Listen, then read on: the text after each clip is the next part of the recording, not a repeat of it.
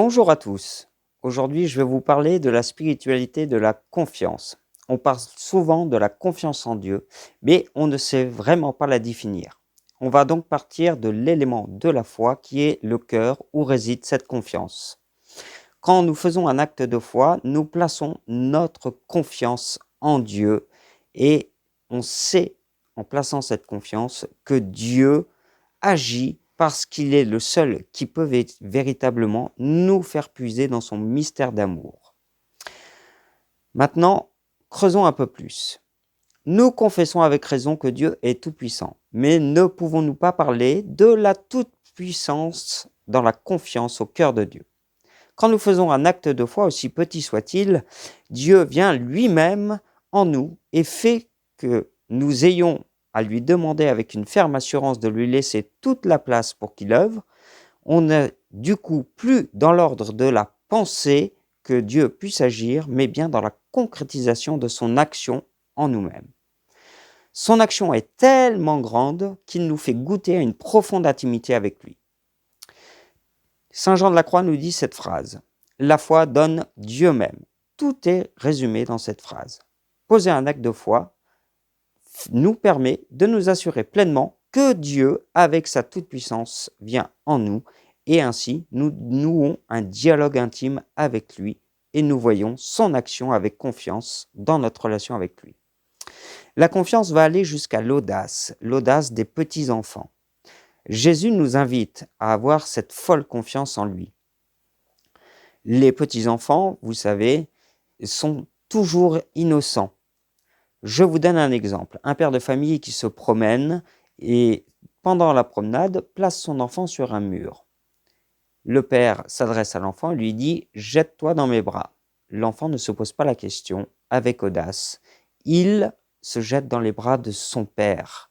Il ne se pose pas du tout la question de savoir si cela va être dangereux pour lui.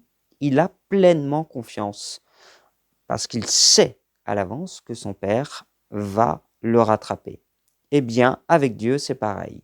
Nous devons avoir cette ferme confiance que Dieu va agir, quoi que nous lui demandions. Il est là pour nous aider justement à grandir dans cette intimité et cette grande confiance avec lui. La confiance, justement, dans cette sollicitude divine. Il n'y a pas de hasard, il n'y a que les fruits de la providence qui œuvrent à travers nous. Mais pour que les fruits de la providence œuvrent à travers nous, le bon Dieu nous demande justement que nous ayons une pleine confiance dans la collaboration qu'il nous demande avec lui. Donc sans cesse, nous devons être confiants dans une profonde collaboration avec lui. Sinon, nous serions dans une véritable passivité démobilisatrice qui nous ferait dire tout simplement Seigneur, je vous laisse faire, allez-y mon Dieu.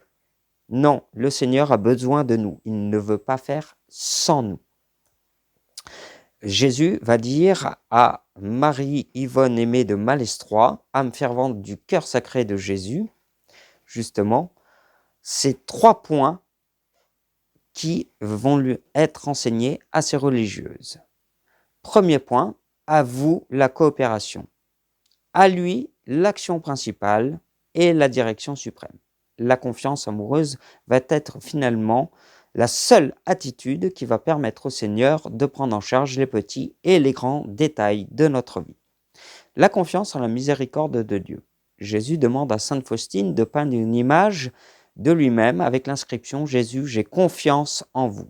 À Sainte Marguerite Marie, Jésus lui enseigne que tout est possible à Dieu et que donc tout est possible au cœur qui se confie en lui.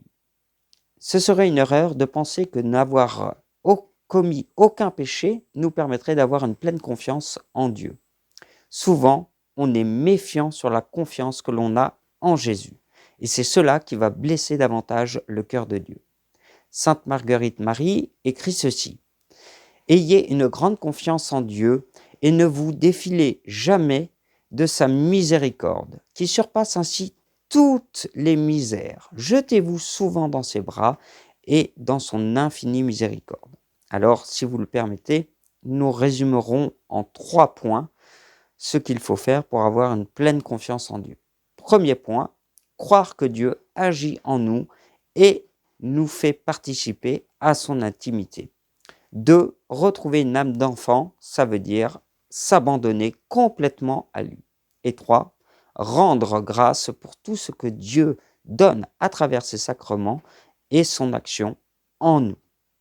Je vous souhaite un bon et saint carême à vous.